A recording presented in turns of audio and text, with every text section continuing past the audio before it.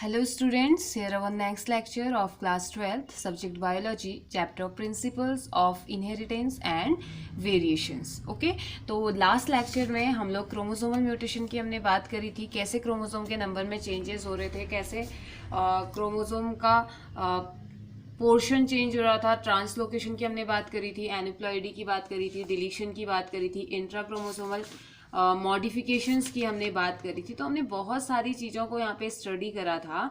तो एक अब जो दूसरा क्रोमोसोमल म्यूटेशन के बाद जो दूसरे टाइप का म्यूटेशन हम पढ़ते हैं वो हम पढ़ते हैं जीन म्यूटेशन। ठीक है, वो हम पढ़ते हैं जीन म्यूटेशन। अब देखो, जीन म्यूटेशन जो कि नाम से ही पता चल रहा है, यानी कि किसी भी ऑर्गेनिज्म के जीन्स में चेंजेस आएगा, मतलब क्रोमोसोम्स में प्रेजेंट क्रोमोसोमल चेंजेस तो ठीक है, हमने पढ़ा क्रोमोसोम में चेंजेस आएंगे, लेकिन अब किस में चेंज आएगा? जीन में चेंजेस आएगा। तो जीन म्यूटेशन क्या होता है? The gene mutation are sudden stable changes in genes में होने वाले अचानक होने वाले चेंजेस जो कि स्टेबल रह जाते हैं, उसे हम क्या कह देते हैं? Gene mutation. या एक छोटा सा सेक्शन, क्रोमोसोम का एक छोटा सा सेक्शन या डीएनए की चेन, छोटे से डीएनए की चेन में या डीएनए की चेन के छोटे से पोर्शन में कोई चेंजेस आ जाना, उसे हम क्या कह देंगे? Gene mutation. ठीक है, अब पूरा का पूरा जो डीएनए होता है ना, मतलब कि entire DNA of a gene need not to be altered. यहाँ पे को पूरा का पूरा, क्योंकि जीन जैसे ये अगर हम डीएनए बोल रहे हैं तो बहुत सारी इसके अंदर, इसमें क्रोमोसोम है और इस क्रोमोसोम में बहुत सारी जीन है। तो अगर जीन म्यूटेशन हो रहा है तो जीन म्यूटेशन का मतलब ये नहीं है कि पूरा का पूरा डीएनए का सीक्वेंस में चेंजेज आएंगे, उसके किसी पोर्शन में चेंजेज आएंगे, उसके किसी पार्ट में चेंज आएगा, जिससे फिर उसकी वजह से भी, उस छोटे से चेंज की वजह से भी डीएनए के नाइट्रोजिनस बेस में या डीएनए के छोटे से अमाउंट में नाइट्रोजिनस जो बेस होता है वहां पर को क्या आ जाता है? एक चेंज आ जाता है। हालांकि ये चेंज छोटा सा होता है, लेकिन अगर ये शो हुआ, अगर ये जनरेशन टू जनरेशन शो हुआ तो हो सकता है इसके कुछ हार्मफुल इफेक्ट भी हो। ठीक है, तो जीन म्यूटेशन क्या होता है? The gene mutations are sudden stable inheritable adaptation in the base sequence of a gene capable of changing the phenotype of an organism। तो ये capable होता है कि किसी भी organism के phenotype को change करने के लिए। phenotype means जो physical characters हमें दिखाई देते हैं उसमें changes आ जाएंगे, है ना। तो gene mutation, अगर आप gene mutation की definition लिखेंगे तो इसमें हम लिखेंगे a gene mutation mutation is sudden, stable, inheritable,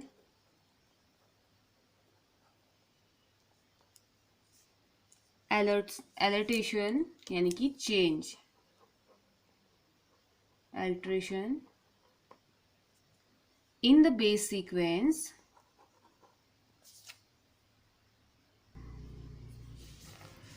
in the base sequence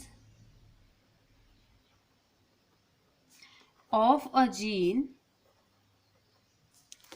capable of changing the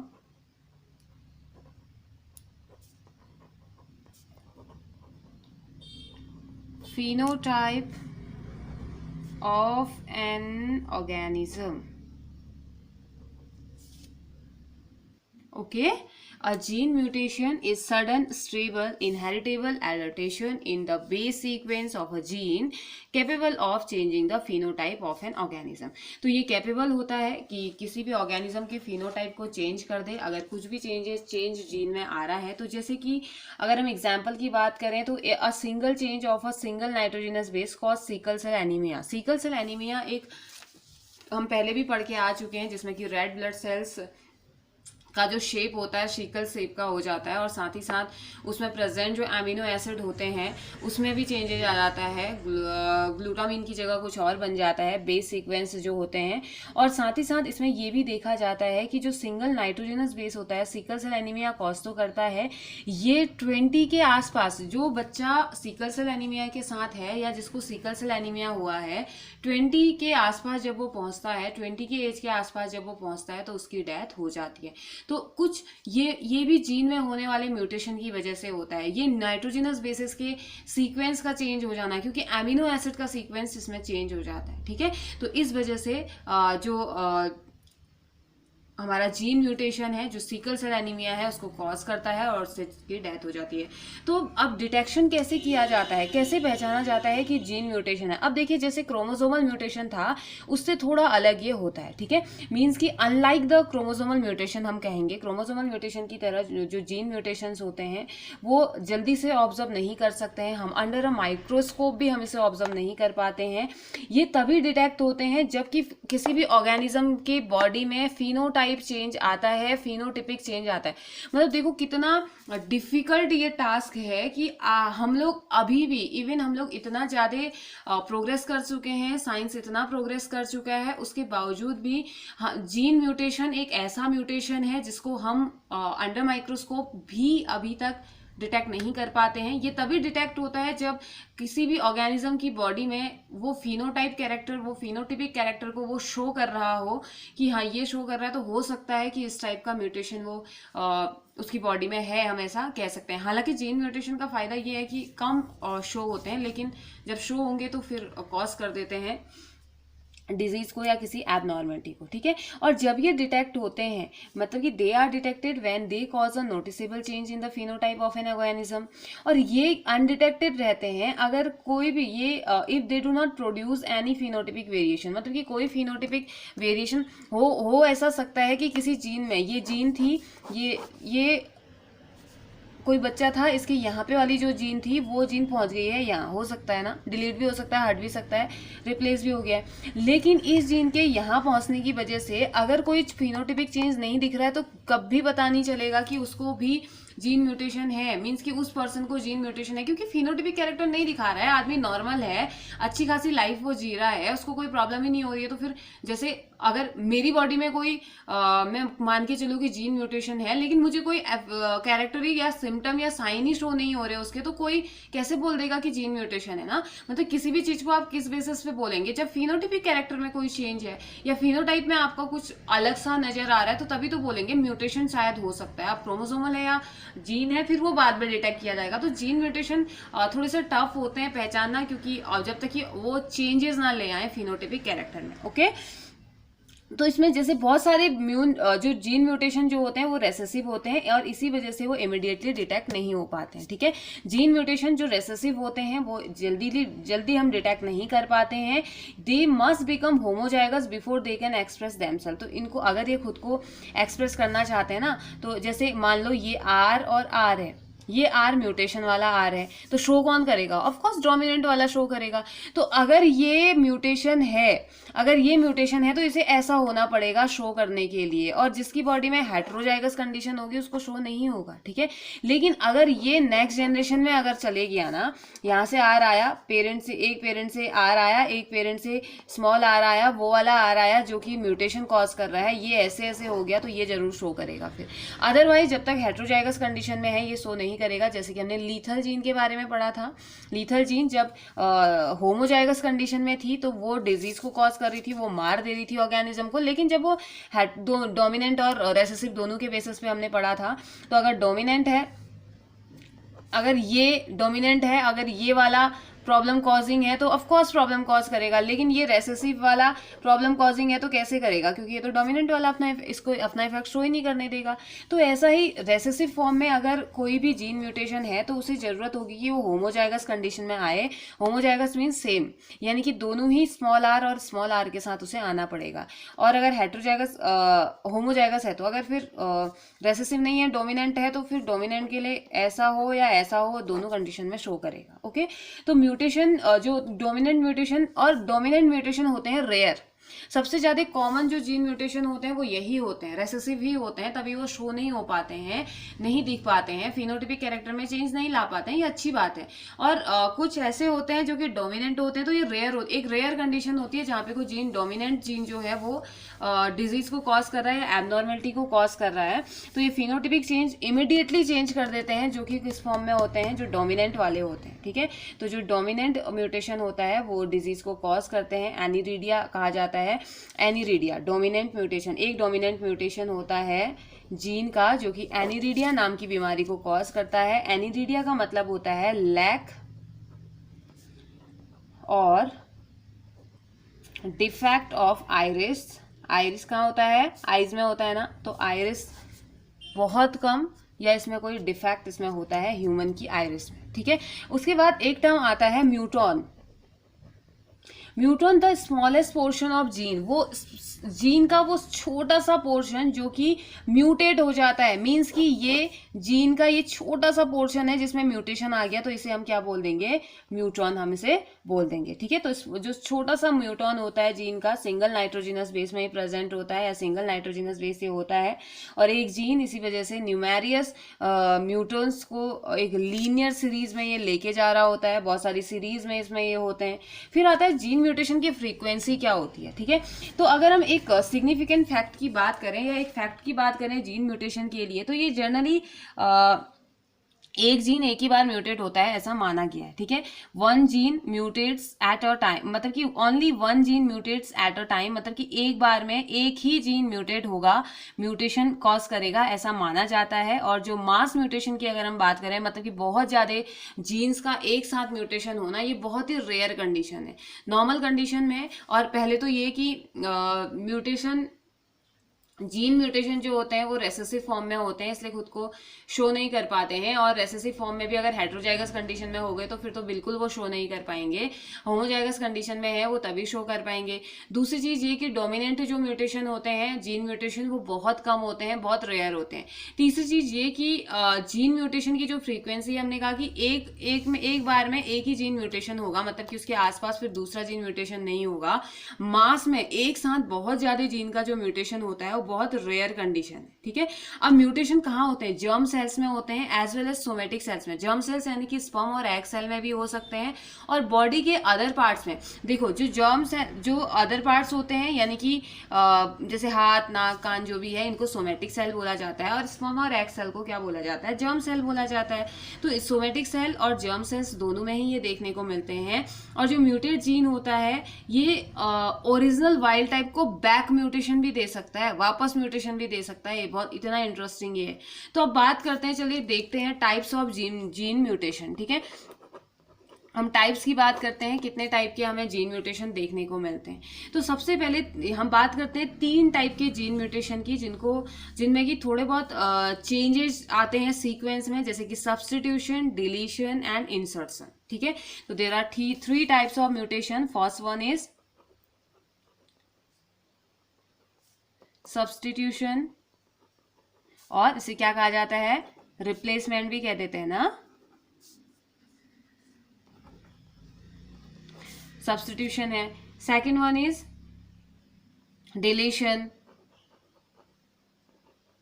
okay, and third one is insertion.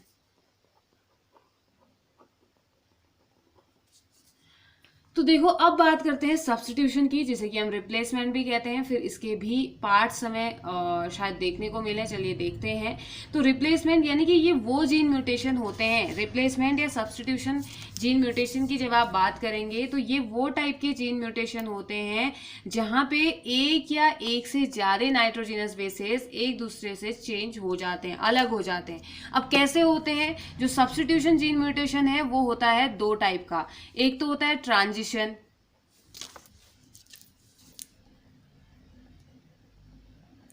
और दूसरा होता है ट्रांसवर्जन। Transition and transversion. तो ट्रांजिशन में क्या होता है? These are substituted gene mutation. ये वो सब्स्टिट्यूटेड जीन म्यूटेशन होते हैं जिसमें प्यूरिन, अब देखो 11th में हमने प्यूरिन एंड पिरिमिडिन पढ़ा था और बहुत अच्छे से हमने इसको याद किया था।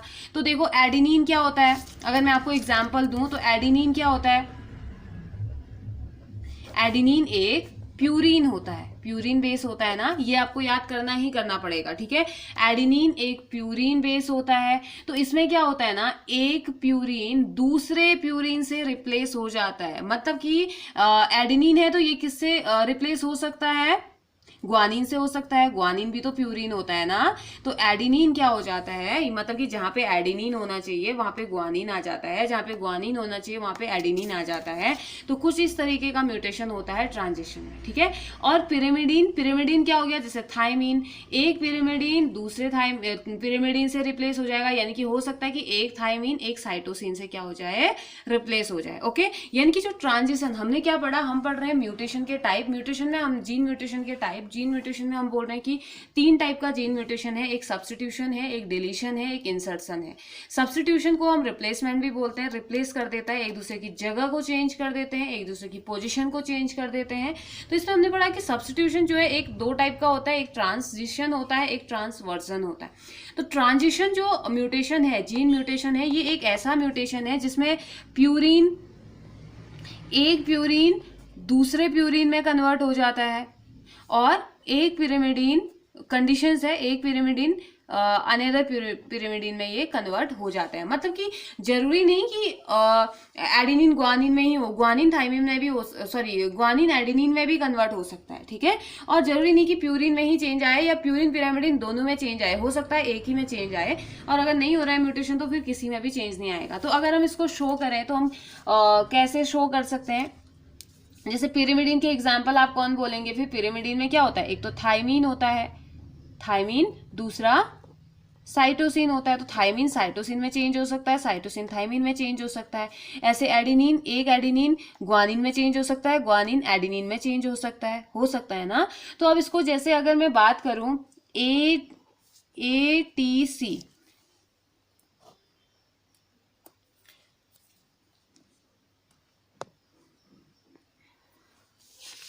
ATC है, तो अगर इसके कोडॉन में, इसे क्या कहा जाता है, कोडॉन, ये आप नेक्स्ट चैप्टर में पढ़ेंगे क्या होता है। तो अगर इसके उसमें ये एडिनिन को रिप्रेजेंट करता है, A for adenine, T for thymine, C for cytosine, ये तो हम 11th में भी पढ़ के आ चुके हैं ना। तो ये कैसे चेंज कर देता है, एडिनिन की जगह अगर ग्वानिन, जो ट्रांजिशन वाला हो जाएगा, ट्रांजिशन वाला चेंज आ जाएगा ना, तो एडिनिन की जगह ग्वानिन आ जाएगा, ये GTC हो जाएगा, ठीक है। तो ये चेंज आ जाएगा नाइट्रोजिनस बेसिस पे, सिर्फ एक कोडॉन का, सिर्फ इसका चेंज आ जाएगा। और अगर इसके चेंज से ही अगर वो हेट्रोजाइगस कंडीशन में हुआ, होमोजाइगस कंडीशन में हुआ, तो कुछ ना कुछ प्रॉब्लम को वो कॉज कर देगा। और ऐसे ही अगर हम बात करते हैं ATT की, तो ये थायमीन है, ये एडिनिन है, ये भी थायमीन है, तो ये किस में कन्वर्ट हो जाएगा, ACC में, ठीक है। मतलब हो क्या रहा है, एक एडिनिन दूसरे एडिनिन में, सॉरी एक प्यूरिन दूसरे प्यूरिन में, और एक पिरामिडिन दूसरे पिरामिडिन में कन्वर्ट जब हो जाता है, तो उसे हम कह देते हैं ट्रांजिशन, सब्स्टिट्यूशन का transition type of gene mutation, ठीक है। तो चलिए अब बात करते हैं ट्रांसवर्जन की। तो ट्रांसवर्जन में हो जाता है ठीक इसका अपोजिट, एक प्यूरिन दूसरे पिरामिडिन में कन्वर्ट हो जाता है। इसमें तो क्या था, एक प्यूरिन दूसरे प्यूरिन में कन्वर्ट हुआ, इसमें एक प्यूरिन दूसरे पिरामिडिन में और एक पिरामिडिन दूसरे प्यूरिन में ये कन्वर्ट हो जाता है। तो इस टाइप के जो म्यूटेशन होते हैं उसे हम क्या कह देते हैं, उसे हम ट्रांसवर्जन कह देते हैं। जैसे कि एडेनिन और ग्वानिन जो है वो रिप्लेस हो सकते हैं थायमीन और साइटोसिन से, ऐसे ही आगे भी साइटोसिन और थायमीन एडेनिन ग्वानिन में कन्वर्ट हो सकते हैं या चेंज हो सकते हैं। तो इसे हम ट्रांसवर्जन, इनकी उल्टा हो जा रहा है ना, एडेनिन से प्यूरिन से पिरामिडिन, पिरामिडिन से प्यूरिन वो हो जा रहा है। तो 11th में प्यूरिन और पिरामिडिन के विथ डायग्राम हम सीख के आ चुके हैं। हमने पढ़ा है कि प्यूरिन कौन कौन होते हैं, पिरामिडिन कौन कौन होते हैं, हमने डीएनए का स्ट्रक्चर जाना था। अभी नेक्स्ट चैप्टर में वो सब हमारे काम आएगा। ओके, तो हो सके तो आप उसे रिवाइज भी कर लीजिए ताकि आप लोगों को इजी लगे। नेक्स्ट, उसके बाद जो थर्ड टाइप का है, ये तो हमारा कौन सा था, सॉरी फर्स्ट टाइप का था सब्स्टिट्यूशन। फर्स्ट टाइप के 2 part, transition and transversion. Second type का जो आता है वो आता है हमारा डिलीशन, ठीक है। Second type of mutation is deletion, यानी कि डिलीट हो रहा होगा कुछ, है ना। तो यहाँ पे क्या होता है, these are gene mutation in which one or more nitrogenous bases are lost from a segment of DNA that constitute a gene. तो ये उस टाइप के जीन म्यूटेशन होते हैं ना जहाँ पे को एक या एक से ज्यादा नाइट्रोजनस बेसेस क्या हो जाते हैं किसी ये डीएनए का सेक्शन है, ये डीएनए अगर मैं बात करूं कि ये डीएनए है, तो इसमें से एक कोई, ये अगर नाइट्रोजनस बेसिस का था तो ये खत्म हो जा रहा है, ये लॉस्ट हो जा रहा है, तो इसे क्या बोल देंगे, डिलीशन, ठीक है। एक या एक से ज्यादा सेगमेंट हो सकता है, इधर का कहीं सेगमेंट भी जा रहा हो। तो डिलीशन एक ऐसी कंडीशन जीन म्यूटेशन की जहां पे कोई डीएनए में प्रेजेंट जो नाइट्रोजनस बेसेस हैं उनका कोई सेक्शन रिमूव हो जाए या हट जा रहा है जीन जिसमें प्रेजेंट है, तो उसे हम क्या कह देते हैं, deletion type of gene mutation. फिर आता है इंसर्शन। थर्ड है इंसर्शन। इंसर्ट करना मीन्स ऐड करना, ऐड करना ही तो होता है ना, तो इसे एडिशन भी कह सकते हैं। तो ये नाम से ही पता चल रहा है ये उस टाइप का जीन म्यूटेशन है जिसमें एक या एक से ज्यादा नाइट्रोजनस बेस क्या होते हैं, डीएनए के सेगमेंट में कहीं से इंट्रोड्यूस हो जाते हैं या वो ऐड हो जाते हैं। अब देखो सिर्फ लॉस्ट होना ही प्रॉब्लम नहीं है, प्रॉब्लम तो ऐड होना भी है, ठीक है। अगर वो रेसेसिव कंडीशन में है और होमोजाइगस कंडीशन में है तो भले वो ऐड हो तब भी प्रॉब्लम करेगा, और अगर वो डिलीट हो रहा है वो तब भी प्रॉब्लम करेगा, वो प्यूरिन से पिरिमिडीन में कन्वर्ट हो रहा है तब भी प्रॉब्लम करेगा, पिरिमिडीन से प्यूरिन में कन्वर्ट हो रहा है तब भी वो प्रॉब्लम करेगा। हर कंडीशन में कुछ ना कुछ चेंजेस वो फिनोटिपिक कैरेक्टर में लेकर ही आएगा अगर वो उसके लिए सुटेबल है। मीन्स कि अगर वो होमोजाइगस कंडीशन में है, अगर वो डोमिनेंट कंडीशन में है, तो उस टाइम पे वो खुद के जो कैरेक्टर हैं उनको शो करेगा ही करेगा, और हो सकता है कभी कभी ये अच्छे भी हो जाएं और हो सकता है कभी कभी ये हार्मफुल भी हो जाएं। जैसे सिकल सेल एनीमिया वाली जो कंडीशन है वहां से कोई फायदा उसे नहीं होने वाला है, 20 की एज में पहुंचते पहुंचते उसकी डेथ हो जाएगी, है ना। तो ये था डिलीशन, ठीक है। उसके बाद जब हम आगे बढ़ते हैं, जब हम इनकी बात करते हैं, म्यूटेशन की जब हम बात करते हैं, तो हमें यहाँ पे आप देखेंगे कि एक फ्रेम शिफ्ट म्यूटेशन भी होता है। नॉर्मली जो जीन म्यूटेशन होता है ना, पॉइंट म्यूटेशन के नाम से भी जाने जाते हैं क्योंकि बहुत छोटा सा एक सिंगल बेस में ये चेंज होता है। और एक फ्रेम शिफ्ट म्यूटेशन होता है, ये डिलीशन और इंसर्शन, इसमें ना डिलीट भी हो रहा होता है और इंसर्ट भी हो रहा होता है। फ्रेम शिफ्ट म्यूटेशन जो होता है, फ्रेम शिफ्ट म्यूटेशन, इसमें डिलीशन भी होता है, डिलीट भी हो रही है चीजें और इंसर्ट भी हो रही है। एक पोर्शन में डिलीट हो रही है और एक पोर्शन में क्या होता है, इंसर्शन भी इनमें हो रहा होता है। तो उसे हम क्या बोल देते हैं, डीएनए के बेस पेयर में ये हो रहा होता है तो उसे हम क्या बोल देते हैं, फ्रेम शिफ्ट म्यूटेशन। पूरे फ्रेम को ही वो शिफ्ट कर देता है, एक जगह से डिलीट होता है दूसरी जगह से ऐड हो रहा है, नई पॉलीपेप्टाइड की चेन बन रही है, और हो सकता है कि वो एक्टिव हो जाए या किसी सेल को इनएक्टिव करके उसमें प्रेजेंट सेल को वो डिलीट कर दे, ठीक है। तो कुछ भी इसमें हो सकता है। तो जो म्यूटेशन होते हैं जो अल्टर करते हैं पूरी रीडिंग को, अब यहाँ पे कोई जो रीडिंग होगी ना, डीएनए की जो रीडिंग होगी पूरी की पूरी को वो चेंज कर देता है, तो उसे क्या कह देते हैं, फ्रेम शिफ्ट म्यूटेशन हम उसे कह देते हैं, ठीक है। तो जो फ्रेम शिफ्ट म्यूटेशन होता है इसमें हमने पढ़ा कि डिलीशन भी है, इंसर्शन भी है नाइट्रोजनस बेसिस में, और जो जेनेटिक डिजीज इस वजह से होती है, मस्कुलर डिस्ट्रॉफी इसमें आती है, जो कि फ्रेम शिफ्ट म्यूटेशन की वजह से होती है, जिसमें प्रीमेच्योर टर्मिनेशन हो जाता है किसका, प्रोटीन डिस्ट्रोफिन हो जाता है, मतलब कि प्रोटीन की कमी या प्रोटीन अच्छे से काम नहीं करता है, तो मस्कुलर डिस्ट्रॉफी, मसल से रिलेटेड प्रॉब्लम इसमें आ जाती है, ठीक है। तो इससे पहले कि अगर हम आगे बढ़ें, क्यों ना हम एक टेबल के हेल्प से इसको पढ़ें, और ये टेबल बहुत ज्यादा इंपॉर्टेंट है, अगर ये टेबल आप नोट करो तो आपके लिए बहुत ज्यादा अच्छा होगा, ठीक है। तो एक टेबल की हेल्प से मैं आपको बताती हूँ, ऊपर से हेडिंग डालिए, main type of mutation, main types of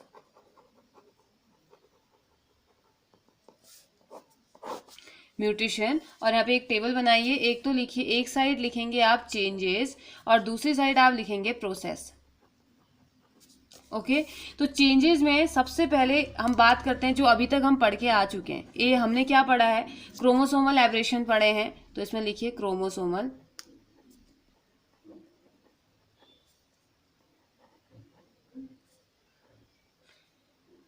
RRATIONS, chromosomal aberration. Chromosomal aberration यहाँ पे प्रोसेस कुछ अभी नहीं, डैश इसमें कर दीजिए। ये फर्स्ट कितने हमने अलग अलग टाइप के पढ़ा था, तो पहले इसमें हम पढ़ते हैं मॉर्फोलॉजिकल चेंजेस इन क्रोमोसोम।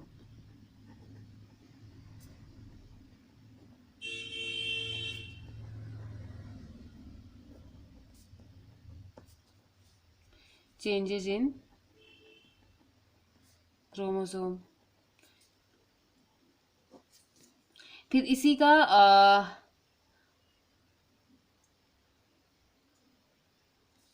इसको ऐसे लिख लेते हैं और इसको ऐसे 1 लिख लेते हैं, ठीक है। तो इसी में हमने पढ़ा था loss of fragment of a chromosome, loss of fragment of a chromosome. इसे क्या कह देते हैं? अगर लॉस होता है तो प्रोसेस कौन सी हो गई? ये डिलीशन की प्रोसेस हो गई, है ना, इसे डिलीशन हमने कह दिया। Second, inversion of a fragment of chromosome.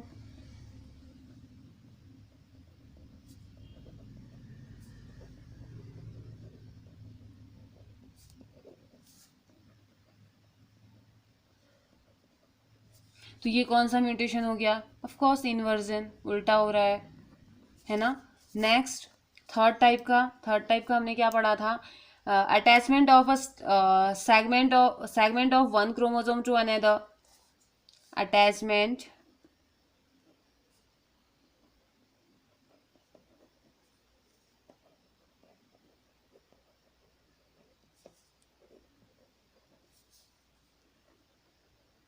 One chromosome to another, इसे क्या कह दिया था हमने? Translocation,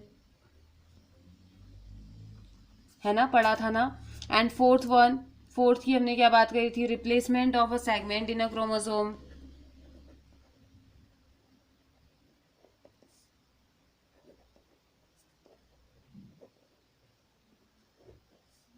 segment in a chromosome लिखना। तो इसे क्या कह दिया गया? डिप्लीकेशन। सेकेंड टाइप का जो पढ़ा था, numerical changes in chromosome.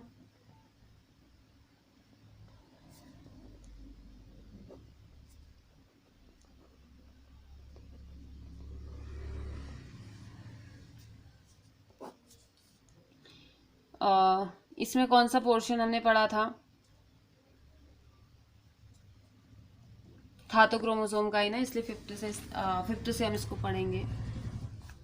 Loss of one or few complete chromosome. Loss of one और a few complete chromosome. Aneuploidy पढ़ा था या नहीं पढ़ा था? एन्यूप्लॉइडी की हमने बात करी थी। नेक्स्ट हमने पढ़ा था gain of one or few entire chromosome.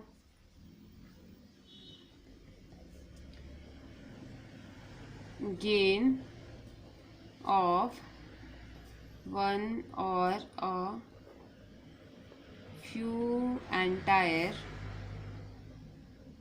Chromosomes. Aneuploidy, ये, हाँ, ये भी एन्यूप्लॉइडी में हमने पढ़ा था।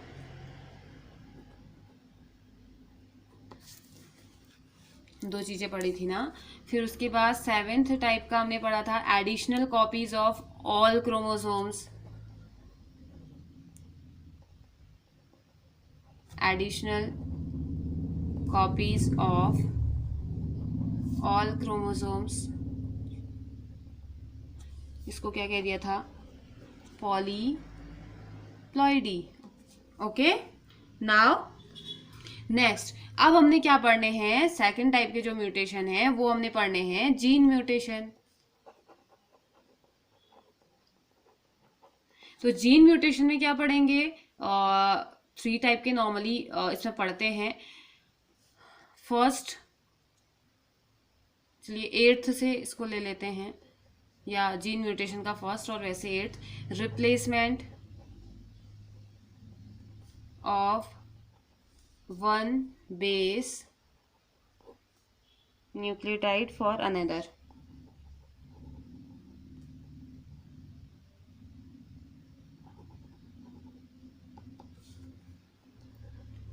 For one another substitution. Okay. Next, 9th, removal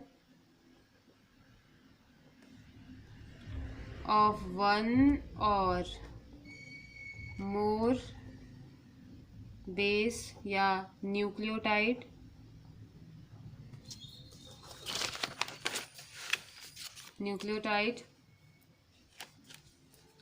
from DNA sequence।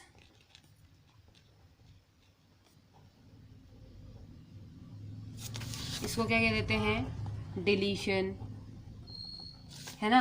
उसके बाद नेक्स्ट आता है हमारा 10th टाइप का, इसे क्या कह देते हैं, एडिशन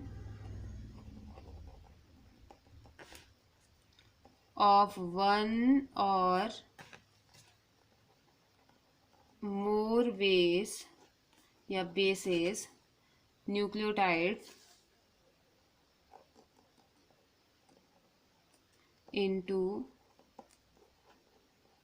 डीएनए सीक्वेंस। इसे क्या कह देते हैं, इंसर्शन। जितने इतने तो हम पढ़ के आ चुके हैं, ठीक है।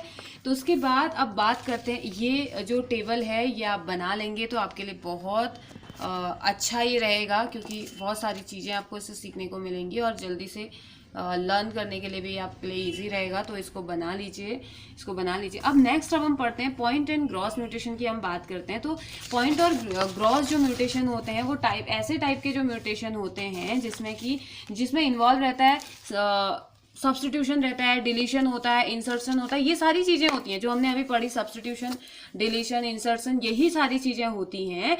लेकिन एक single base of single nitrogenous base में होता है तो छोटे से पॉइंट में होता है, इसलिए उसे पॉइंट म्यूटेशन हम कह देते हैं, ठीक है। इसी वजह से उसे पॉइंट म्यूटेशन के नाम से जाना जाता है। और वो जीन म्यूटेशन जो कि मतलब कि दो टाइप की चीज़ें हम यहाँ पे पढ़ेंगे। एक तो पॉइंट म्यूटेशन हमने पढ़ा, पॉइंट एंड, दूसरा हम पढ़ेंगे ग्रॉस म्यूटेशन, ठीक है। पॉइंट एंड ग्रॉस म्यूटेशन का मतलब ये हुआ कि वो जीन म्यूटेशन जिसमें कि सब्स्टिट्यूशन हो रहा है, डिलीशन हो रहा है, इंसर्शन हो रहा है, कुछ भी हो सकता है, तीनों चीजें हो सकती हैं। लेकिन अगर सिंगल हो रहा है, मींस कि सिंगल नाइट्रोजिनस बेस पे हो रहा है, सिंगल नाइट्रोजिनस बेस, अगर सिंगल नाइट्रोजिनस बेस पे हो रहा है तो उसे हम पॉइंट कह देंगे। लेकिन more than one nitrogenous base पे हो रहा है तो उसे हम ग्रॉस म्यूटेशन कह देंगे। और हो क्या रहा है, डिलीशन, इंसर्शन या सब्स्टिट्यूशन, कुछ भी हो रहा है, ठीक है। तो अब ये जीन म्यूटेशन जब अकर होता है ना, ये होता कब है, यानी कि हम कह सकते हैं time of occurrence of gene mutation. तो इसका टाइमिंग क्या होता है, कब कौन सी कंडीशन में, कौन सी ऐसी कंडीशन होती है, कौन सा ऐसा टाइम होता है जबकि जीन म्यूटेशन होता है। तो जितने भी टाइप के जीन म्यूटेशन होते हैं ना, वो सारे के सारे जीन म्यूटेशन होते हैं डीएनए रेप्लिकेशन के टाइम पे। और डीएनए रेप्लिकेशन मैं अभी आपको एक्सप्लेन नहीं कर रही हूँ, क्योंकि हमारे नेक्स्ट चैप्टर में हमने इसकी पूरी और बहुत अच्छे से डिटेल प्रोसेस पढ़नी है कि कैसे डीएनए रेप्लिकेशन का मीनिंग होता है डीएनए की कॉपी बनना कैसे होता है। ये हमारे दूसरे नेक्स्ट चैप्टर में बहुत अच्छे से, मॉलिक्यूलर बेसिस ऑफ इनहेरिटेंस में हम इसे बहुत अच्छे से और बहुत डिटेल से पढ़ने वाले हैं। तो डीएनए रेप्लिकेशन कब होता है, जब जाइगोट फॉर्मेशन हो रहा होगा, है ना, उसी टाइम तो होगा। तो उस टाइम पे ये प्रॉब्लम हो जाती है या ये जीन म्यूटेशन हो जाता है, जबकि नए स्ट्रैंड, जब डीएनए के नए स्ट्रैंड बनने की जो प्रोसेस हो रही है उस टाइम पे ये होता है, ठीक है। तो यहाँ पे को जीन म्यूटेशन को क्या कह देते हैं, कॉपी एरर म्यूटेशन। इस टाइप के जीन म्यूटेशन को या इन जीन म्यूटेशन को कॉपी एरर म्यूटेशन भी कह दिया जाता है। अब देखो ये बात भी अच्छी है कि जीन म्यूटेशन हो, क्योंकि ना अगर आपने 10th में पढ़ा होगा कि वेरिएशंस अगर नहीं आए या वेरिएशंस तो हम पढ़ते ही रहते हैं तो प्रॉब्लम हो जाएगी, आगे सर्वाइव नहीं कर पाएंगे। और हमने 10th में ये भी पढ़ा था कि कभी भी 100% हूबहू कॉपी नहीं बनती है डीएनए की, कुछ ना कुछ चेंजेस आते हैं। हालांकि जो अभी तक हमने पढ़े उसमें हमने डिजीज पढ़ी है कि ये अगर जीन म्यूटेशन हो गया तो ये सिकल सेल एनीमिया हो जाएगा, ये आइरिस डिफेक्ट हो जाएगा, ये हमने पढ़ा। लेकिन कुछ जीन म्यूटेशंस ऐसे होते हैं जो कि डीएनए कॉपी के टाइम पे जो हो रहे हैं उनमें से कुछ ऐसे होते हैं जो नेसेसरी हैं, जो जरूरी हैं। तो इसीलिए कहा जाता है कि error in DNA replications are necessary, ये जरूरी है, क्योंकि इनफैक्ट जो रेप्लिकेशन है वो कभी भी एरर फ्री प्रोसेस होती ही नहीं है। जैसे कि अगर मैं हूं तो मेरी बॉडी में भी 100% डीएनए की कॉपी सेम नहीं आई है जैसे कॉपी हुई, मतलब कुछ ना कुछ एरर है। आप हो, आपकी बॉडी में भी कुछ ना कुछ डीएनए के सीक्वेंस में एरर आया, तो कुछ ना कुछ एरर होता ही रहता है। और ये जो एरर होते हैं उसको आप वेरिएबिलिटी के फॉर्म में बोल सकते हैं, उनको आप म्यूटेशंस के बेसिस पे बोल सकते हैं, क्योंकि बिना वेरिएबिलिटी के, बिना म्यूटेशन के इवोल्यूशन नहीं हो सकता है। अगर इवोल्यूशन चाहिए, नए नए चेंजेस चाहिए, अगर सरवाइव करना है तो डीएनए को अपने बेसिस में कुछ ना कुछ चेंजेस लाना ही होगा। और वो चेंजेस डीएनए के फिर डिपेंड करता है कि कैसे चेंजेस वो आए हैं, वो डिजीज कॉजिंग आए हैं, लाइफ थ्रेटनिंग आए हैं, या फिर ऐसे चेंजेस वो लेके आया है, ऐसे वेरिएशंस वो लेके आया है जब जो आगे जाके इसकी जनरेशन को, उसकी आगे की जनरेशन को, फिर और आगे की जनरेशन को इस अर्थ में सरवाइव करने के लायक वो छोड़ के जाएगा। तो वो कैसे आए हैं वो डिपेंड करता है, लेकिन कभी भी डीएनए रेप्लिकेशन की प्रोसेस एरर फ्री प्रोसेस नहीं होती है। उसका छोटा से छोटा कोई पार्ट, कुछ ना कुछ चेंजेस उसमें आ ही रहा होता है, ठीक है। फिर अगर हम बात करते हैं रिलेशन की, क्रोमोसोमल और जीन म्यूटेशन में रिलेशन क्या है उसकी अगर हम बात करें, तो रिलेशन बिटवीन क्रोमोसोमल और जीन म्यूटेशन की बात करते हैं, तो जीन म्यूटेशन किस वजह से होता है, बोला कि gene mutation result in chromosomal mutation. Obvious सी बात है ना, क्रोमोसोम है, क्रोमोसोम में जीन प्रेजेंट है, अब क्रोमोसोम की वजह से तो जीन में चेंजेस आएंगे ना। क्रोमोसोम में अगर कोई चेंज हो रहा है या इसका सेगमेंट खत्म हो जा रहा है, तो क्रोमोसोम में डिलीशन तो हुआ, जीन में भी तो डिलीशन होगा ना, क्योंकि उस क्रोमोसोम के साथ, उस क्रोमोसोम के उस पोर्शन के साथ उतनी सारी जीन्स भी तो जा रही हैं। तो यही इनका रिलेशन है कि gene mutations result in chromosomal mutation because the gene are segment of the chromosome. क्योंकि जीन किसके सेगमेंट है, क्रोमोसोम के सेगमेंट तो है ना, जीन किसी और का सेगमेंट थोड़ी है। तो यहाँ पे को, हालांकि इसका रिवर्स ट्रू नहीं हो सकता। जीन म्यूटेशन, हमने कहा कि क्रोमोसोम्स की वजह से जीन में म्यूटेशन आ रहा है, लेकिन जीन की वजह से क्रोमोसोम में म्यूटेशन आ रहा है, ऐसा नहीं होगा, ठीक है। ऐसा कभी नहीं होगा। जो क्रोमोसोम होता है वो बिना किसी चेंज के भी, बिना किसी इंडिविजुअल जीन में चेंज आए भी म्यूटेशन हो जाता है क्रोमोसोम में, ओके। तो उसके बाद म्यूटेशन का ओरिजिन ऑफ म्यूटेशन है क्या, तो म्यूटेशन अराइज होते हैं स्पॉन्टेनियसली, ये होता है इंट्रासेलुलर फैक्टर्स इसमें डिपेंड करते हैं, इन्वायरमेंटल फैक्टर इसके लिए रिस्पॉन्सिबल है। जैसे हम पढ़ रहे हैं ना, जीन में चेंज आ गया, क्रोमोसोम में चेंज आया, तो क्यों आया, ऐसा क्या होता है कि चेंजेस आ जाते हैं। तो बहुत बार ऐसा होता है कि इन्वायरमेंटल फैक्टर्स बहुत ज़्यादा रोल इसमें प्ले करते हैं, और इसको म्यूटाजीन्स या म्यूटाजेनिक एजेंट भी कहा जाता है। और कुछ इंट्रासेल्युलर फैक्टर, बॉडी के अंदर के कुछ सेलुलर फैक्टर होते हैं, हालांकि सेलुलर प्रोसेस भी रिस्पॉन्सिबल होती है, लेकिन हम इन्वायरमेंट को साइड नहीं कर सकते।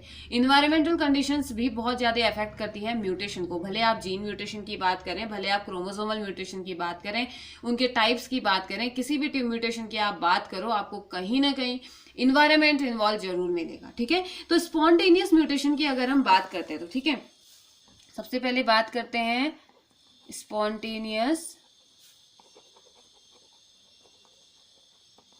म्यूटेशन। अब स्पॉन्टेनियस म्यूटेशन ये रैंडम होते हैं और इनकी जो फ्रीक्वेंसी होती है बहुत कम होती है, ठीक है। स्पॉन्टेनियस म्यूटेशन रैंडम म्यूटेशन होते हैं, इनकी फ्रीक्वेंसी कम होती है, और ये रेप्लिकेशन के टाइम पे, यानी कि they may arise by error in the process of replication and from failure to repair damage DNA properly. होता क्या है ना, इसके लिए दो कंडीशन हो सकती है। एक तो आया एरर, डीएनए में एरर की वजह से हो सकता है, और साथ ही साथ डीएनए में ना हर टाइम कभी ना कभी कोई ना कोई एरर, या हमारी बॉडी के पार्ट्स ना हमेशा सेल उनको रिपेयर करते रहते हैं, कुछ ना कुछ प्रॉब्लम आते ही रहती है। तो ऐसे ही डीएनए में भी अगर कोई प्रॉब्लम आ गई, डीएनए के बेसिस में अगर कोई प्रॉब्लम आ गई, तो वो क्या होते हैं, रिपेयर करते हैं, डीएनए के पार्ट्स खुद को रिपेयर करते हैं। तो जब इसमें हुए, अगर कभी ऐसा हुआ कि इसमें डीएनए में डैमेज हुआ और फिर वो रिपेयर नहीं कर पाया, रिपेयर करने की कैपेबिलिटी उसने खो दी है, वो रिपेयर नहीं कर पाया, तो उस टाइम पे भी स्पॉन्टेनियस म्यूटेशन यहाँ पे को हो जाते हैं। यानी कि बहुत सारे सेल प्रोडक्ट, जैसे कि फॉर्मेल्डिहाइड होता है, पेरोक्साइड होता है, ये म्यूटाजेंस की तरह काम करते हैं। बैकग्राउंड रेडिएशंस होते हैं, सन से आने वाली रेडिएशंस होती हैं, रेडियो एक्टिव मिनरल्स होते हैं, रॉक्स, ये क्या होते हैं, म्यूटाजेनिक की तरह या म्यूटाजेंस की तरह बिहेव करते हैं। मतलब कि इनकी वजह से क्या हो जाता है, इन्वायरमेंटल फैक्टर में आ गया ना, कौन, रॉक्स होती हैं, मिनरल्स, जो रॉक में प्रेजेंट जो मिनरल्स होते हैं, पेरोक्साइड हो गया, फॉर्मेल्डिहाइड हो गया, ये भी म्यूटाजेन की तरह। मतलब कि इनकी वजह से भी बॉडी में अगर इनका कुछ भी सीक्वेंस गड़बड़ाया, तो वहां पे ये म्यूटेशन कॉज करने के लिए हमेशा रेडी रहेंगे, है ना। तो उसके बाद कुछ जीन म्यूटेशन म्यूटेट होती है और ज्यादा फ्रीक्वेंसी के साथ, उसे म्यूटेबल जीन भी कहा जाता है, हालांकि इतना आपसे पढ़ना नहीं है। दूसरा होता है इंड्यूस म्यूटेशन। अगर हम इंड्यूस म्यूटेशन की बात करें, तो ऐसा म्यूटेशन जिसमें कि बायोलॉजिकल, फिजिकल और केमिकल तीनों ही फैक्टर इन्वॉल्व रहते हैं। यानी कि अगर हम इंड्यूस म्यूटेशन की बात करें, तो फिजिकल म्यूटेशन भी इसमें इन्वॉल्व होंगे। अब देखो, फिजिकल म्यूटेशन का सबसे अच्छा एग्जांपल मैं आपको दूंगी, हिरोशिमा और नागासाकी में हुआ जो एटम बम एक्सप्लोजन था, जो एटम बम वहां पे गिराया गया था जापान में, हिरोशिमा एंड नागासाकी में हुआ था ना, सेकंड वर्ल्ड वॉर के टाइम पे आई थिंक ये हुआ था। तो वहां पे क्या होता है ना, अभी भी उसकी रेडिएशंस मौजूद हैं, अभी भी उस एरिया में हिरोशिमा और नागासाकी में पैदा होने वाले बच्चों में उस रेडिएशन की वजह से डिफेक्ट देखा गया। अब देखो वो जो बच्चे अभी पैदा हो रहे हैं ना, उन्हें उस रेडिएशन से क्या मतलब था, नहीं मतलब था, लेकिन वो किसके गए, उसके पेरेंट्स की बॉडी में तो गए ना, वो उसके पेरेंट्स में भी नहीं गए तो ग्रैंड पेरेंट में गए, उनके ग्रैंड पेरेंट में गए, वहां से वो क्या हो रहा है, आते ही जा रहा है। ठीक है, यानी कि हाई एनर्जी का रेडिएशन उसमें यूज किया गया था।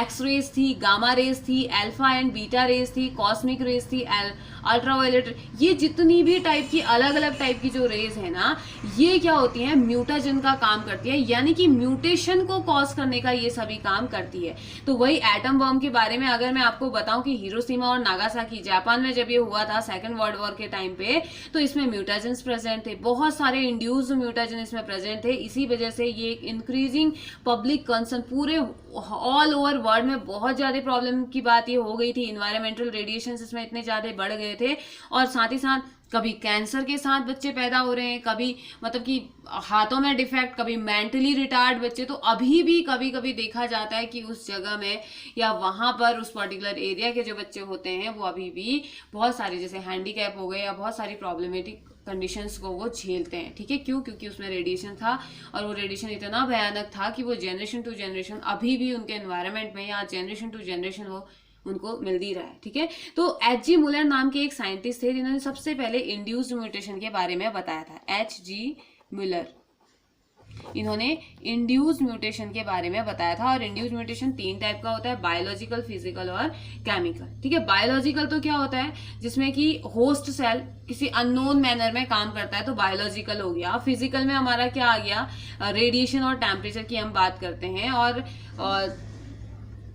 जो हमारा केमिकल होता है, केमिकली जो होता है केमिकल की वजह से होता है, टेम्परेचर के बढ़ने की जैसे टेम्परेचर के बढ़ने की वजह से तो टेम्परेचर वाला होगा। तो जो केमिकल जैसे म्यूटाजन की तरह काम करते हैं, जैसे नाइट्रस एसिड हो गया, फॉर्मेल्डिहाइड है, पेरोक्साइड है, मस्टर्ड गैस वाला भी आपने सुना होगा, कितनी बड़ी प्रॉब्लम यहाँ पे को हो गई थी। और ब्रोमोम्यूरोसिल हो गया, ये सभी केमिकल्स ही होते हैं जो कि सेल डिवीजन के टाइम पे, सेल डिवीजन जब हो रहा होता है वहां पे ये प्रॉब्लम को कॉज करते हैं। ठीक है, तो कुछ म्यूटेशन ऐसे होते हैं कि जो इनहेरिटेड होते हैं। इनहेरिटेंस और म्यूटेशन यानी कि बहुत सारे कुछ क्या होते ही हैं म्यूटेशन जो कि इनहेरिटेड होते हैं, एक जनरेशन से दूसरे जनरेशन में वो जाते हैं। तो इनहेरिटेंस कैसे होता है, तो म्यूटेशन इनहेरिटेड कैसे होंगे, उनके कॉन्जिगेटिव एजेंट की वजह से। डीएनए जब कॉपी हो रहा है, डीएनए के कॉपी के टाइम पे क्या होते हैं, म्यूटेशन हो रहा है। डीएनए रेप्लिकेशन के टाइम पे म्यूटेशन हो रहा है। जैसे ये डीएनए का एक ओरिजिनल सीक्वेंस है, इस डीएनए ये डीएनए का ओरिजिनल सीक्वेंस है। अब ये ओरिजिनल सीक्वेंस तो है, ये अपनी कॉपी बना रहा है, अपनी कॉपी बना रहा है, तो जो जो चीज इसमें है वो चीज आएगी या नहीं आएगी, इसमें सारी चीजें तो आएंगी ना। तो अगर इसमें कैंसर प्रोड्यूसिंग जीन है तो इसमें भी कैंसर प्रोड्यूसिंग जीन आएगी, अगर वो रेसेसिव फॉर्म में है दोनों, है ना, या डोमिनेंट फॉर्म में, जिस भी फॉर्म में, रेसेसिव में है, होमो हेटेरोजाइगस कंडीशन में है तो तब तो अच्छा है। लेकिन अगर डोमिनेंट वाली जीन अगर ऐसी कुछ हो गई तो फिर वो कैंसर तो कॉज करेगी ना। तो ये कुछ इस तरीके से सेल डिवीजन के टाइम पे ही ये क्या होते हैं, पास हो जाते हैं। म्यूटेशन सोमेटिक बॉडी में भी हो सकते हैं, सोमेटिक सेल में भी जिसको कॉज करता है और डैमेज कर देता है, जैसे कि कैंसर हो सकता है, और बॉडी के बहुत सारे पार्ट्स में प्रॉब्लम ये क्रिएट कर देता है। और एग से आने वाले, स्पर्म से आने वाले बहुत सारी प्रॉब्लम्स ये होती हैं, या मतलब सीधे सीधे अगर हम बोलें तो जाइगोट फॉर्मेशन या डीएनए रेप्लिकेशन के टाइम पे ये प्रॉब्लम हमें क्रिएट होती हुई नजर आती है। ठीक है, अब बात आती है कि क्या म्यूटेशन के कोई फायदे भी हैं, कि या म्यूटेशन हम जो पढ़ रहे हैं सब डिजीज के ही बेसिस पे पढ़ रहे हैं, तो क्या इसका कोई फायदा नहीं है?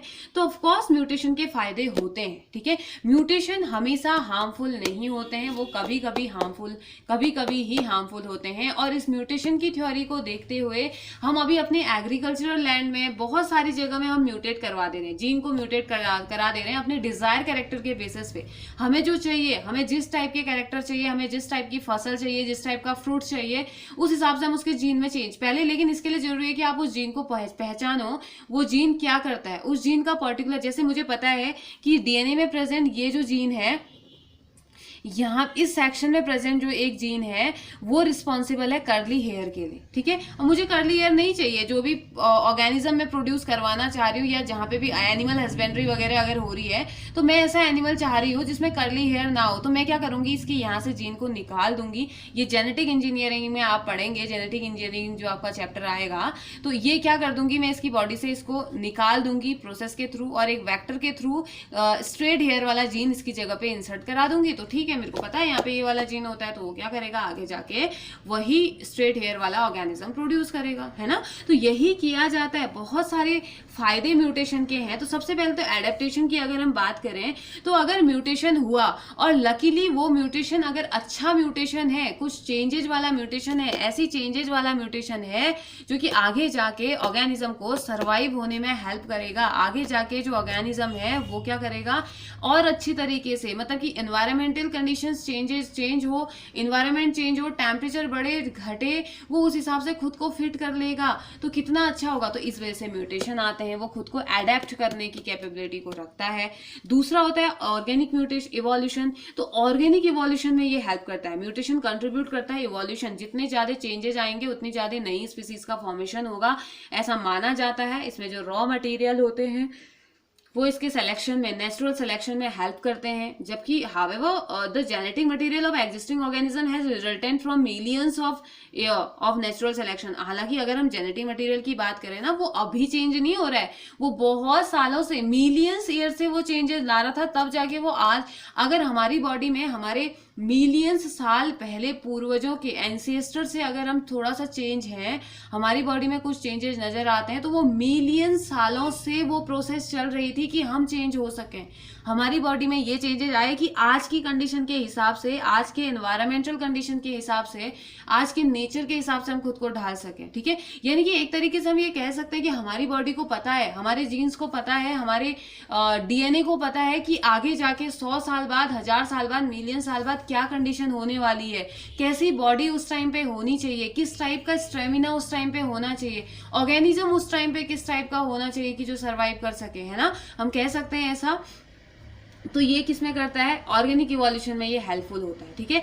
एग्रीकल्चर में भी ये हेल्पफुल होता है। तो ये म्यूटेशन जो होते हैं वो इमीडिएट होते हैं, मैनकाइंड के लिए यूज किए जाते हैं, हेल्पफुल होते हैं। कैसे, जैसे अगर मैं बात करती हूँ म्यूटेंट की, म्यूटेंट वैरायटी, जैसे व्हीट, जो हम गेहूं खाते हैं ना, उसमें हम अलग अलग स्पीसीज पढ़ते हैं या नहीं पढ़ते हैं। आपने बहुत बार देखा होगा कि चावल की वैरायटी अलग अलग होती है। कैसे होती है वो, म्यूटेशन ही तो है, मतलब कि अलग अलग टाइप का आता है चावल, जैसे कि बासमती है, सरबती है, आप घर पे भी जो यूज करते हैं अलग अलग टाइप के होते हैं ना, नेम अलग अलग है। क्यों है उनके नेम अलग अलग, क्यों उनका खाने का टेस्ट अलग, खाने में उनका टेस्ट अलग आता है, क्यों उनका साइज अलग है, क्यों उनका शेप अलग है, अलग अलग टाइप के होते हैं ना। वो इसीलिए है क्योंकि उनमें हमने म्यूटेशन करवा दिया है। म्यूटेशन करवाएंगे तो क्या हो जाएगा, चेंजेज आ जाते हैं, ठीक है। तो ये क्या हो जाते हैं, आपने देखा होगा कि सरबती सोनारा जो कि वीट की एक स्पीसीज है, उसने, और एक राइस की होती है, रेमी करके एक स्पीसीज होती है, इसने सॉल्व करी फूड प्रॉब्लम को। क्योंकि इसकी वैरायटी क्या होती है ना, डॉफ होती है। डॉफ मीन्स बहुत छोटा प्लांट होता है, लेकिन बहुत ज्यादा अमाउंट में गेहूं और चावल ये दे देते हैं, ठीक है।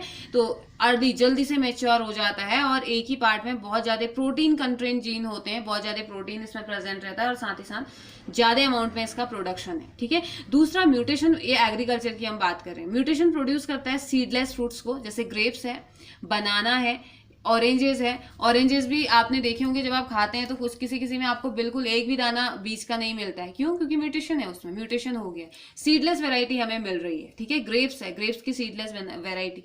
बनाना है, सीडलेस फ्रूट है। तो ये सभी इजी होते हैं, खाने के लिए इजी होते हैं।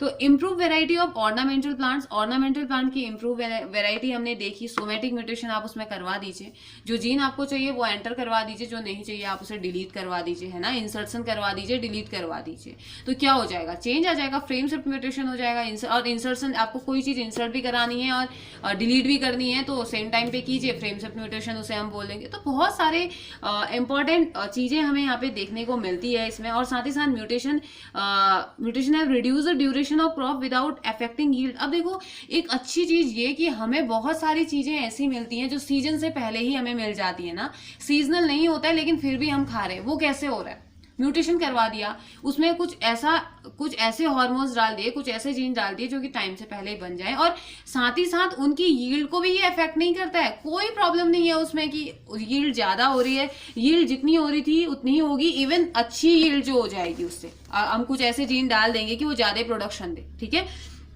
साथ ही साथ एनिमल हस्बेंड्री मतलब कि बहुत सारे एनिमल, 9th में आपने एनिमल हस्बेंड्री आपने पढ़ी होगी, तो बहुत सारे डोमेस्टिक एनिमल्स ऐसे होते हैं या पेट ऐसे होते हैं जो कि क्या होते हैं, म्यूटेशन से ओरिजिनेट होते हैं, यानी कि प्री एग्जिस्टिंग वाइल्ड वैरायटी से होते हैं, जैसे कि शॉर्ट लेग्ड शीप होता है, हॉर्नलेस कैटल होता है, हेयरलेस कैट होती है, कैट की बॉडी में बिल्कुल हेयर नहीं होते हैं।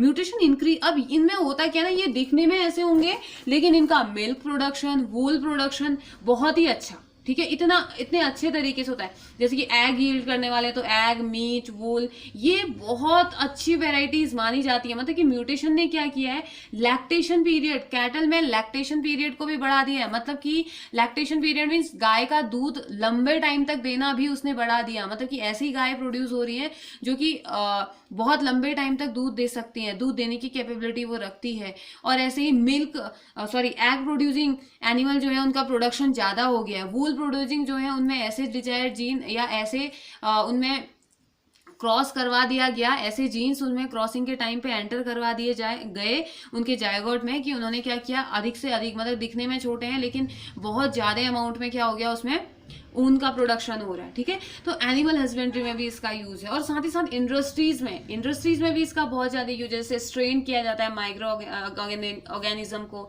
फर्मेंटिंग पावर को बढ़ाया जाता है इसी म्यूटेशन की। अब जरूरी नहीं कि जीन में ही हो रहा है, क्रोमोसोमल म्यूटेशन भी आप करवा सकते हैं, आप कुछ भी म्यूटेशन, लेकिन नॉर्मली जीन। और एंटीबायोटिक के प्रोडक्शन में जैसे पेनिसिलियम से जो बनाया गया वो क्या था, म्यूटेशन के ही थ्रू तो उसमें किया गया, और इसका यील्ड करा गया, ज्यादा यील्डिंग पावर इसकी बढ़ाई गई, क्योंकि अब ज्यादा जरूरत पड़ी तो उसको क्या किया गया, उसमें कुछ ऐसे जीन्स का इंसर्शन करा दिया गया जो कि ज्यादा प्रोडक्शन दे पेनिसिलिन का, है ना। और साथ ही साथ अदर यूजफुल प्रोडक्ट जो आइसोलेट किए जाते हैं इंडस्ट्रीज में, उनका यूज किया गया अलग अलग टाइप के। और रिसर्च में म्यूटेशन का बहुत ज्यादा इंपॉर्टेंट रोल है। रिसर्च में कैसे इंपॉर्टेंट रोल है, म्यूटेशन यूजफुल होते हैं, जैसे बेसिक प्रिंसिपल को, इनहेरिटेंस किसी भी सेल में है, सेल की बेसिक प्रिंसिपल को समझने के लिए म्यूटेशन बहुत ज्यादा हेल्पफुल होते हैं। उसकी सेल की मेटाबॉलिक एक्टिविटी को समझने के लिए म्यूटेशन बहुत ज्यादा हेल्पफुल होते हैं।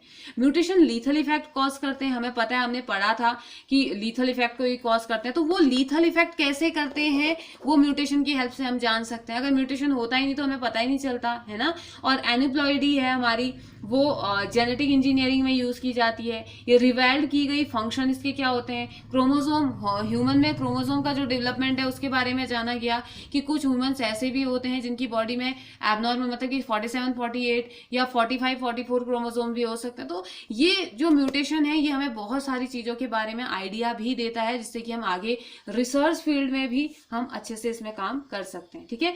और इसके बाकी के जो यूजेस वो क्या है, इसमें जो नॉलेज है म्यूटेशन की वो क्या करती है, रिवाल्व करती है कि कितना एक्सरे से प्रोटेक्ट होने की कितनी जरूरत है, जो एक्सरेज होती हैं वो कितनी हार्मफुल होती हैं, एक्सरे टेक्निक्स कितनी हार्मफुल होती हैं, जो एटॉमिक एनर्जी प्लांट में जो लोग काम कर रहे हैं उनके लिए वो कितना हार्मफुल हो सकता है, उनको कितना वो प्रॉब्लम क्रॉस कर सकता है। तो ये सारी चीजें भी हमें सीखने को मिलती है किससे, म्यूटेशन से। यानी कि म्यूटेशन के ये फायदे हैं, आप एग्रीकल्चरल लैंड अच्छा करवा सकते हो, आप एनिमल हस्बेंड्री में इसका यूज कर सकते हो, आप इंडस्ट्रीज में यूज कर सकते हो, आप रिसर्च फील्ड में इसका यूज कर सकते हैं, आप ऑर्गेनिक इवोल्यूशन इसकी वजह से हो रहा है, एडेप्टेशन इससे मिलती है, या एडेप्ट होने की कैपेबिलिटी रखता है कोई भी ऑर्गेनिज्म। सालों बाद अगर कोई प्रॉब्लम हो, मतलब सालों बाद अगर कोई एनवायरनमेंट में कोई प्रॉब्लम हो रही है तो वो क्या करेगा, उसके हिसाब से हमको ढालने में हेल्प करेगा। तो बहुत सारा इंपॉर्टेंट हमने फीचर पढ़ा म्यूटेशन का, और हमने ये पढ़ा कि म्यूटेशन हमेशा ही हार्मफुल नहीं होता है, ठीक है। तो अब ये तो थे म्यूटेशन। उसके बाद जो हमारा नेक्स्ट टॉपिक आता है वो आता है human genetic disorders. Okay, human genetic disorders की हम बात करते हैं। अब देखिए इन कुछ ही सालों में आपने देखा होगा कि बहुत सारे ह्यूमंस या बहुत ज़्यादा बीमारियां बढ़ गई हैं। मतलब कि कोई भी इंसान ऐसा नहीं है जिसको कि कोई बीमारी ना हो, कुछ ना कुछ प्रॉब्लम उसको लगे ही रहती है। अब नॉर्मल फिजिकल वाली तो ठीक है, लेकिन हमने देखा कि इन सालों में ये देखा कि ये कुछ डिसऑर्डर ऐसे हैं जो कि जेनेटिक हैं। जेनेटिकली आपने देखा होगा कि जेनेटिकली फैलने वाली बीमारियों का नंबर बड़ी तेजी से बढ़ रहा है ना। इसका मतलब कि उनके जीन में कोई प्रॉब्लम हो रही है, जीन में कोई म्यूटेशन हो रहा है, क्रोमोसोम में उनके कोई म्यूटेशन हो रहा है, ऐसा हम कह सकते हैं, है ना। और डिजीज इसमें मिल रही है, हेरिडिटरी डिजीज मिल रही है, एक जनरेशन से दूसरे जनरेशन में फैलने वाली डिजीज हमें मिल रही है। तो कुछ डिजीज ऐसी होती हैं जो कि जीन म्यूटेशन की वजह से हो रही है। जीन म्यूटेशन में कोई तो पॉइंट म्यूटेशन की वजह से हो रही है, एक सिंगल क्रोमोसोम या सिंगल नाइट्रोजनस बेस में प्रॉब्लम होने की वजह से हो रही है, कुछ ग्रॉस की वजह से हो रही है, कुछ पॉइंट की वजह से हुई, कुछ ग्रॉस म्यूटेशन की वजह से हो रही है ना। और कुछ ग्रॉस क्रोमोसोमल एबनॉर्मेलिटीज की वजह से हो रही है, बहुत सारे क्रोमोसोम में एबनॉर्मेलिटीज आ जा रही है, उस वजह से हो रही है। तो अलग अलग फैक्टर ह्यूमन को यहाँ पे प्रॉब्लम कर रहे हैं। ह्यूमन जेनेटिक्स जो है वो इतनी प्रोग्रेस कर चुकी है कि आज हम ह्यूमन का क्लोन भी बना सकते हैं, है ना। हम मतलब कि इतना ज्यादा प्रोग्रेस हो सकता है, इतना ज्यादा प्रोग्रेस हो गया है कि हम क्या कर पा रहे हैं, ह्यूमन का क्लोन भी बना पा रहे हैं। तो क्या हम ये नहीं कर सकते कि फिनोटाइप अपने डिजायर बेसिस से, जेनेटिक इंजीनियरिंग की हेल्प से हम डिजायर मैनर में जेनेटिक कैरेक्टर्स डाल सकें? हो सकता है और ऐसा होता भी है। हालांकि ह्यूमंस के लिए ये बैन है, लेकिन अदर ऑर्गेनिज्म में, जैसे आपने देखा होगा काव में क्या होता है, अब वो गायें यूज, जैसे जर्सी गायें यहाँ पे बहुत ज्यादा यूज किया जाता है, वो क्या है, एक ओरिजिनल फॉर्म तो है नहीं, वो भी तो क्या है, दो कैरेक्टर का मिक्स है, वो भी दो वेराइटीज को के बीच में क्रॉस कराया गया, डिजायर कैरेक्टर डाले गए। डिजायर कैरेक्टर क्या डाले गए कि हाई मिल्क यील्डिंग कैपेबिलिटी उनकी होगी, इसलिए हम पालते हैं। जबकि देसी गाय में आपने देखा होगा वो प्योर स्पीसीज होती है, प्योर स्पीसीज है, किसी का कोई मिक्सचर नहीं है। हाँ, मिल्क यील्डिंग कैपेबिलिटी कम होगी, उसकी मिल्क यील्ड कम करता है, लेकिन उसका मिल्क जो होगा ना वो प्योर होगा, ठीक है। लेकिन आज जेनेटिक इंजीनियरिंग इतने आगे पहुंच चुकी है कि मिल्क का भी अच्छा प्रोडक्शन होता है, और छोटी छोटी काव भी होती है, साइज भी छोटा है और प्रोडक्शन भी ज़्यादा है, तो लोग उसको ही पालना चाहते हैं। तो मतलब जब हम ह्यूमन में ऐसा कर, एनिमल में हम ऐसा कर पा रहे हैं, तो क्यों ना, क्या हम डिजीज़ के लिए भी ऐसा कर सकते हैं? तो कुछ डिजीजेस के लिए यस हम कर सकते हैं, लेकिन अभी बहुत सारी डिजीजेस ऐसी हैं जिनके लिए हमें पता नहीं चल पाया है कि हम क्या कर सकते हैं, ठीक है। तो इस ह्यूमन जेनेटिक डिसऑर्डर के बेसिस पे हम पढ़ेंगे कौन कौन से, पहले तो थोड़ा सा ह्यूमन क्रोमोसोम्स की हम इसमें बात करेंगे, फिर जेनेटिक डिसऑर्डर्स की हम बात करेंगे, कौन कौन से जेनेटिक डिसऑर्डर्स हो जाते हैं, जैसे कि क्रोमोसोम में जो न्यूमेरिकल चेंजेज आता है जो हमने पढ़ा था, उसकी वजह से कौन कौन से डिजीज होती है हम ये पढ़ेंगे। जैसे ऑटोसोम्स में चेंजेस की वजह से डाउन सिंड्रोम नाम की एक डिजीज हो जाती है, वो हम पढ़ेंगे। और सेक्स क्रोमोसोम में टर्नर सिंड्रोम और क्लाइनफिल्टर। ये मोस्ट इंपॉर्टेंट है कि आपको इतना याद रखना पड़ेगा कि ऑटोसोमल डिजीजेस कौन सी होती हैं और एक्स लिंक को बोला जाता है सेक्स लिंक डिजीजेस कौन सी होती हैं, ठीक है।